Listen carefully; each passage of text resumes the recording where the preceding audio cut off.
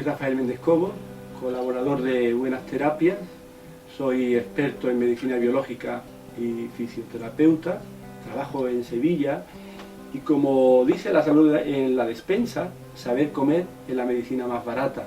Dime qué come y te diré quién eres. Eso y una detoxicación. ¿Qué quiere decir detoxicación? Una depuración previa. Eso es el fundamento de esta medicina natural, biológica, con homeopatía, con fitoterapia, con fisioterapia, con respiración y sobre todo, lo más importante, saber comer.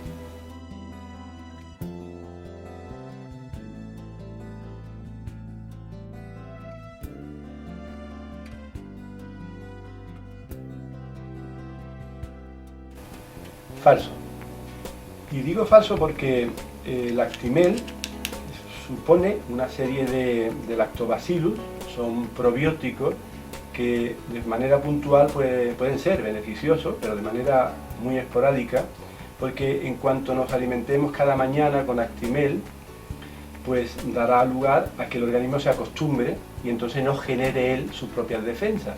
Por tanto, no es adecuado tomar Actimel diariamente, sí de forma esporádica después de una diarrea severa o incluso, bueno, porque haya pues haber tomado incluso fármacos tipo omeprazol, etc. Entonces sí nos va a ayudar, pero de una manera, insisto, puntual.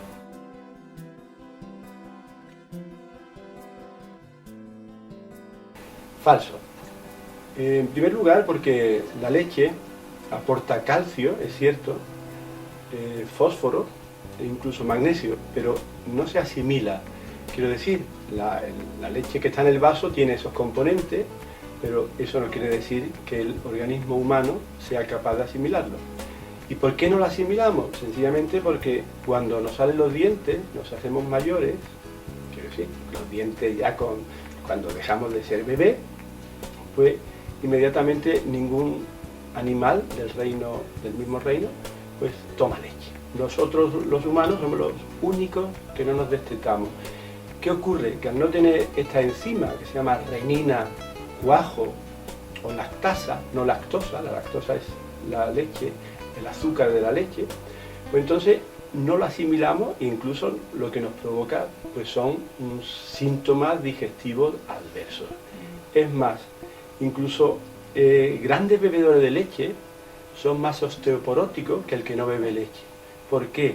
Porque la leche, para que se corte, para que se cuaje, necesita calcio. Entonces, como el organismo no tiene esas enzimas, que hemos dicho la renina, cuajo, lactasa, pues entonces lo que hace es robar calcio del hueso. Por tanto, en los lugares donde he dado charlas y he preguntado, Santander, hay mucha gente que bebe mucha leche y tal, le he dicho, levantad la mano, ¿quién se le ha roto la cadera andando por la calle? Era un gran bebedora de leche. Bueno, han sido muchas, las mujeres, sobre todo señoras, que son más bebedoras de leche que los hombres y tienen mucha osteoporosis. La osteoporosis, para prevenirla habría que tomar manganeso, y el manganeso está en lo verde. Por tanto, si queremos realmente prevenir la osteoporosis, debemos de tomar verde, mucha verdura, fundamentalmente lo que son espinacas, acelga, brócoli, col rizada. Ahí vamos a tener más calcio que en la leche.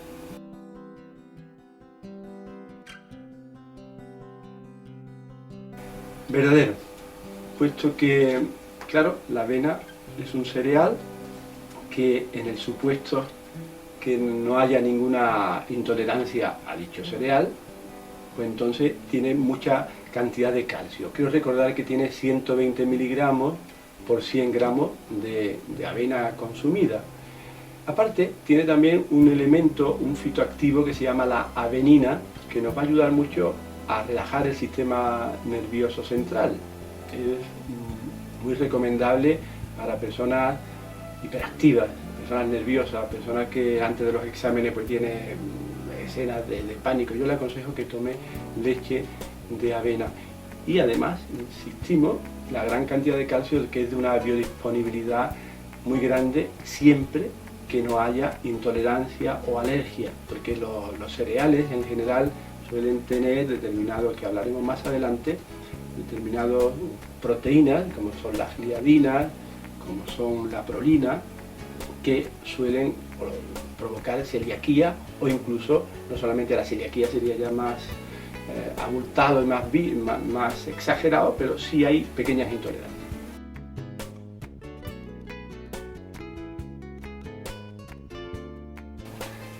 Verdadero. Nada más que hay que ver la osamenta que tienen los herbívoros. Y nosotros podemos vivir perfectamente siendo vegetarianos o vegetarianos incluso. Por tanto, la manera de mayor concentración de calcio, por ejemplo los veganos, la iglesia adventista del séptimo día, pues se conoce perfectamente que no tienen osteoporosis y en cambio no toman ni carne, ni huevo, ni leche, ni pescado. Son prácticamente crudívoros. Entonces, ¿dónde está la fuente de calcio mayor aparte de las verduras? Que habría que ver qué verduras. Antes hablábamos de la col rizada, es importante, acelgas, espinacas, también los brócolis o brócoles son muy importantes, la remolacha si no queremos adelgazar, y después de los frutos secos vamos a encontrar, por ejemplo, los anacardos, pistachos, almendras, fundamentalmente almendras, y nueces. Las almendras y las nueces, por tanto, alguien que quiera tener una cantidad de calcio al día sin tener el más mínimo temor a estar descalcificado porque no tome lácteos, que es el caso de muchas personas, pues entonces lo que hacemos es tomar una cantidad de verdura suficiente. Por ejemplo, una ensalada de primer plato nos va a garantizar el aporte suficiente de calcio, que lleve berros, canónigos, coles de Bruselas, todo crudo, por supuesto, que lleve cebolla, que también es rica en calcio, y esto mezcla bien. No debemos de poner maíz, porque a la ensalada del huerto no le ponemos un cereal, que sería el maíz, pero sí lo que hemos dicho, canónigo, berro, rúcula, todo verde. En lo verde está el calcio.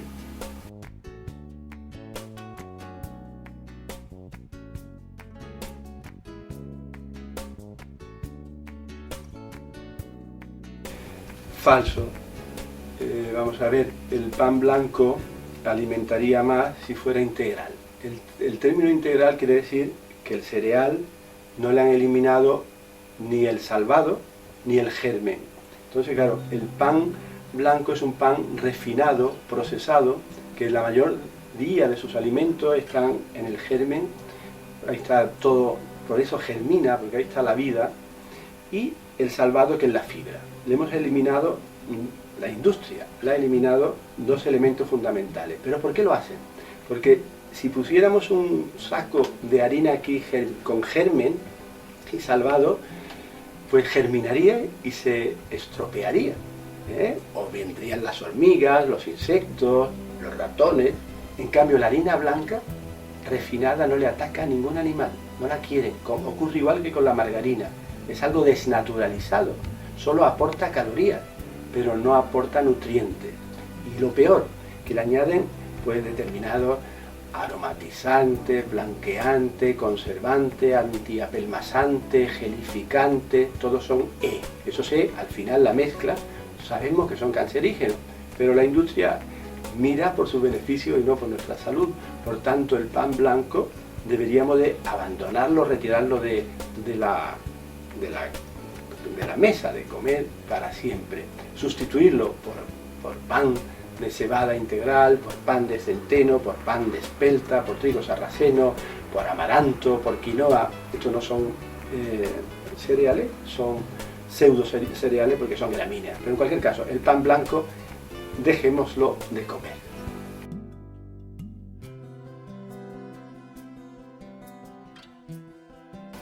Verdadero.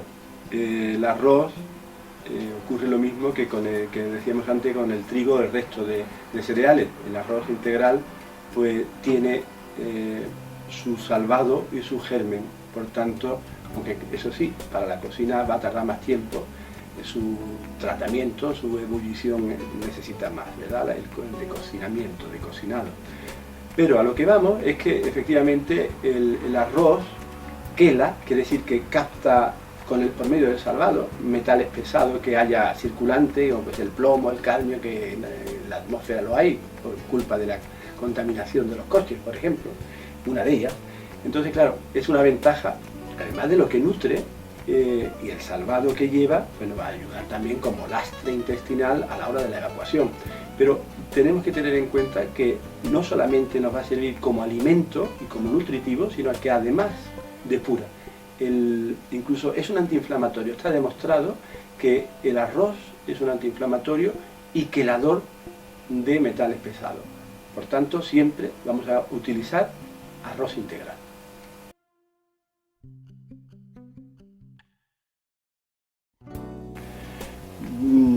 Falso. ¿Por qué falso? En primer lugar, hay que pensar que ningún animal puede meterse en 7 campos de cereales a la vez. ¿Y por qué digo esto? Muchas veces vemos cajas de cereales para niños donde hay 7 cereales o más. Además que muchos llevan azúcar y chocolate.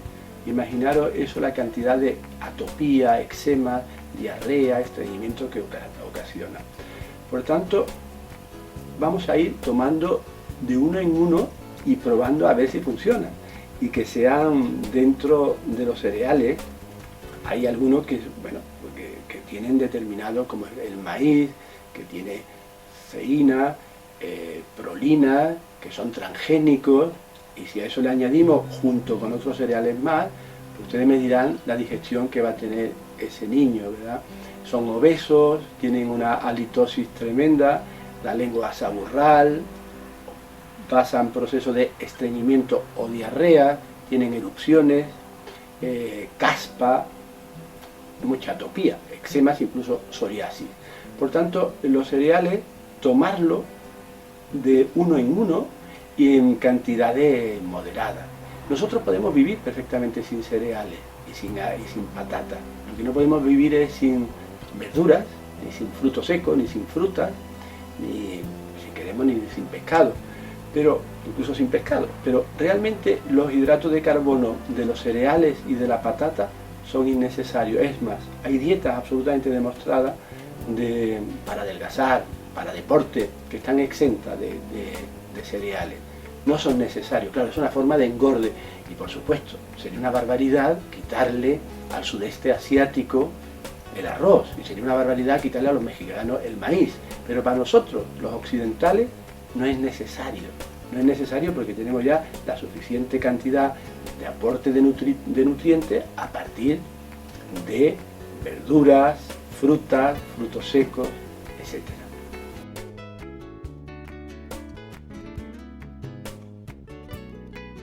Pues verdadero, el gluten es una proteína que contienen los cereales, todos, excepto el maíz y el arroz. Hay otros que se consideran pseudocereales que servirían también, como es la quinoa o el amaranto. Lo importante de saber que el gluten da un síndrome que es el síndrome de la celiaquía, que consiste fundamentalmente en una intolerancia a dicha proteína que tiene unos aminoácidos que son las gliadinas. Las gliadinas pues es lo más tóxico, lo que hace es que genera una enfermedad autoinmune o que ya previamente esa persona, normalmente son niños o también de adultos si no se ha curado porque se ha insistido tomando gluten, pues ya se hacen crónicos. Por tanto, la solución será siempre tomar cereales que no contengan gluten. Pero no solamente, es curioso que se conocen dos intolerancias así más conocidas o casi alérgicas, como sería esta, y otra también que es a la lactosa. Se habla de la lactosa, que es el azúcar de la leche. Pero bueno, cuando se es a la leche, se es a la leche, no solamente a la lactosa, se sigue tomando alimentos lácteos sin lactosa. Yo les aconsejo que se tome en este caso lácteos, aunque no lleven lactosa. Esto de los lácteos sin lactosa sigue llevando gamma globulina de la leche, lleva la caseína, que es la proteína de la leche. Por tanto, aunque me han preguntado sobre el trigo, aprovecho para hablar de todo un síndrome que es el síndrome de HANA, que es la histaminosis alimentaria no alérgica. Bueno, ¿qué quiere decir esto? Que no llega al grado de alergia porque no desencadena ese cuadro de síntomas tan agudos, pero en cambio sí tiene una repercusión digestiva e incluso en la piel. Nosotros cuando vamos, por ejemplo, a una boda y nos sentimos mal y siempre culpamos a lo último que comimos, a la tarta, al champán, a la guinda, pero no nos acordamos probablemente que a la entrada tomamos, no sé, unos snacks o mucho más fácil aún, aceitunas, y esas aceitunas no las relacionamos. Y muchas veces este síndrome de HANA, de histaminosis, que no llega a ser alérgica, pero sí da intolerancia, pues se puede manifestar a 72 horas. Entonces, pues bueno, pues saburra lingual, gases, diarrea o estreñimiento, caspa, eczema, muy mal humor, irritabilidad, pereza, duermes mal. Entonces hay un aparato, hay una técnica que se llama organometría y estudio de alimentos, que por medio de la electroacupuntura de Boll, que es el fundamento científico, pues logramos discriminar los alimentos que son convenientes de los que no lo son. En mi caso, pues yo ya sabía, por ejemplo, que el pimiento era tomarlo inmediatamente, pues tener una mala digestión, si la paella llevaba pimiento.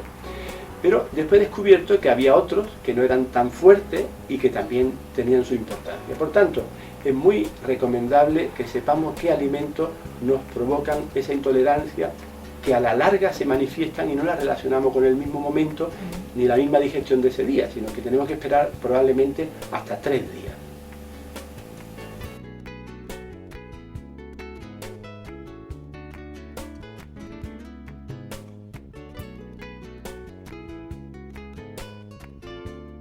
Falso. El agua de mar es un perfecto suplemento alimenticio, puesto que contiene una serie de minerales y agua que perfectamente se podría sustituir por el plasma sanguíneo. René Quinton, en el año 1905 consigue extrae toda la sangre a un perro y lo consigue alimentar así, sacándole toda la sangre, y el perro no muere, ¿verdad? Esto se sigue haciendo como manera de transfundir, en vez de sangre, transfundir agua del mar. Solo pedía una cosa Quinton, que era que fuera agua pura, purificada del mar, y que llevara, él empezó haciéndolo con agua destilada y comprobó que no le funcionó bien, y cambió a agua de manantial.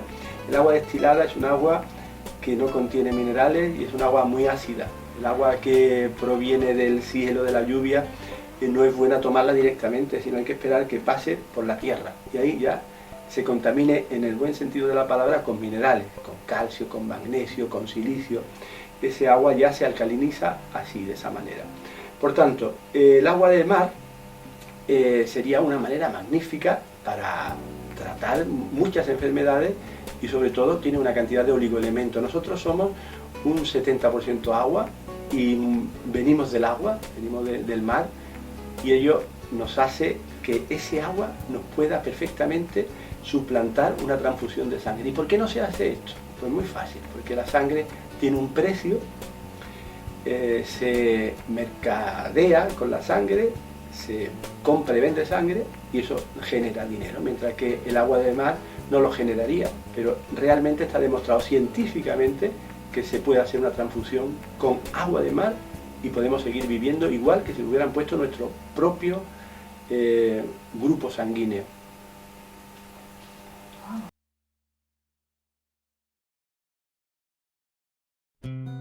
Verdadero.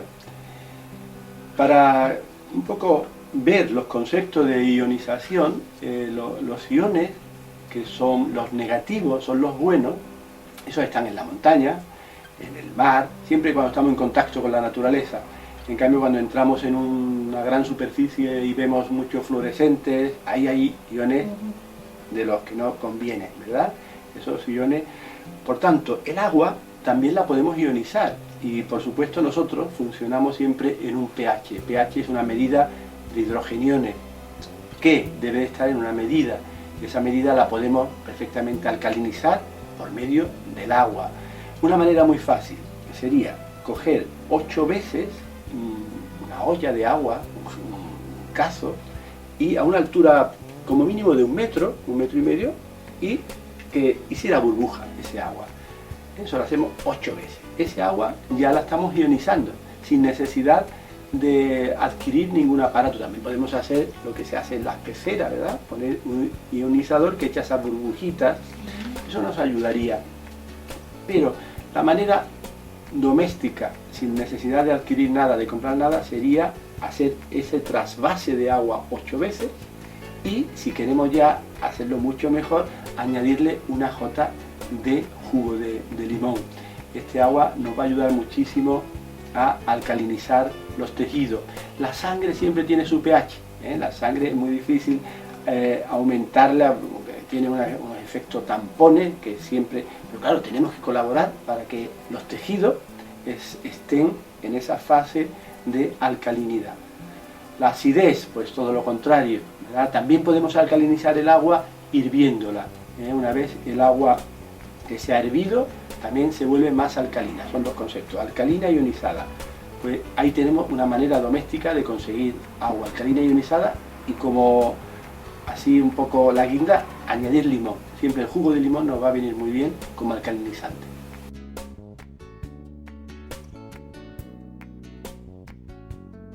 Pues falso, el agua del grifo tiene muchas sustancias tóxicas, empezando por el flúor, contaminantes, incluso el agua de Nueva York, que dice que es de la más sana. Hay fotos por doquier con camarones, ¿no? Son muy pequeñas, bueno, son microscópicos, no tan microscópicos, se ve a simple vista. El agua de Madrid es buena, el agua de Sevilla dicen que es buena, pero en cualquier caso todas estas aguas que estamos diciendo que son buenas llevan flúor, llevan plomo, llevan otras sustancias tóxicas. El agua ideal pues sería un agua mineral embotellada, hipomineralizada.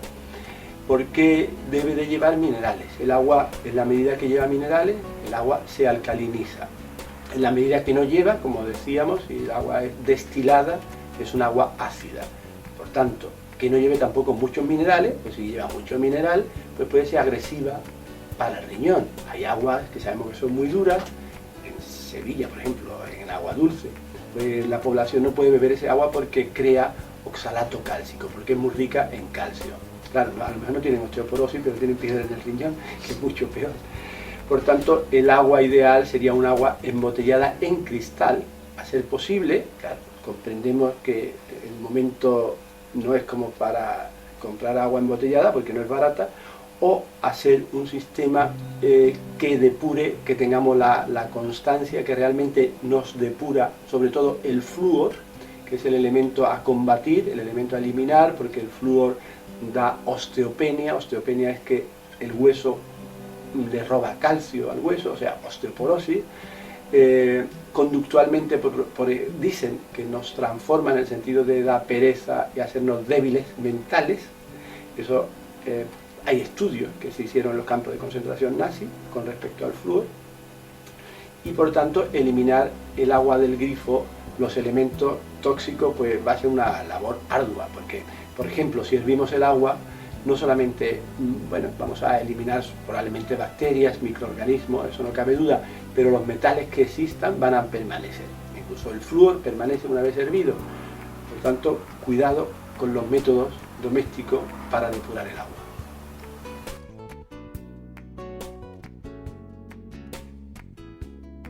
Verdadero. Tenemos que empezar diciendo que el agua es lo único que nos hidrata verdaderamente. Porque si tomamos té, el té tiene teína, nos va a deshidratar. Si nos tomamos 2 litros de cerveza, aunque sea un 98% de agua y un 2% de alcohol, por la noche te levantas con sed, lo que quiere decir que la cerveza no hidrató, sino deshidrató, a pesar del 98% a favor de agua y el 2% de alcohol.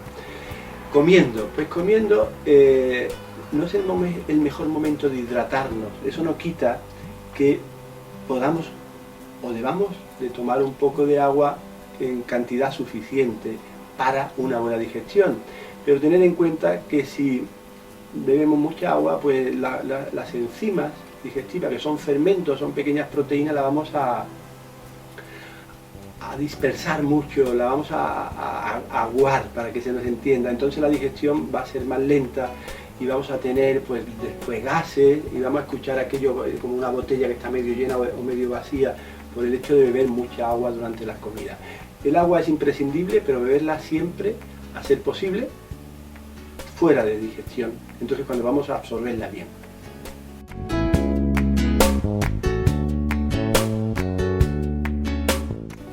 Pues estos son mis libros, este fue el primero que escribí, esta fue una recopilación, porque la primera vez lo hicimos en el 97 y después hicimos una segunda entrega mejorado y con más plantas y más enfermedades.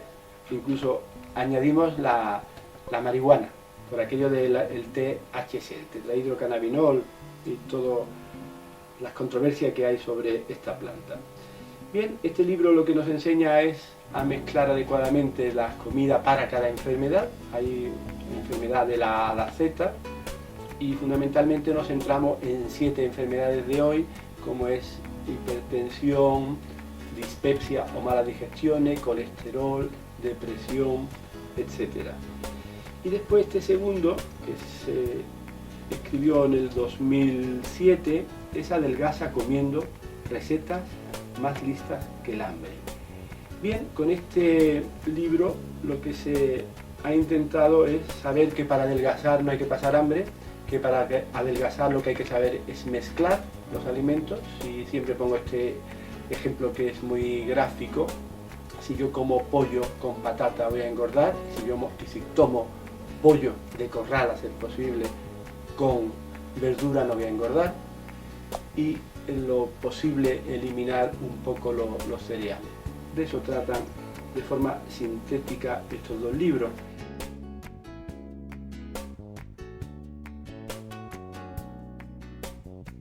Te invitamos a que compartas de Buenas Terapias este vídeo en Facebook del Dr. Rafael Méndez Cobo y te regalamos sus libros.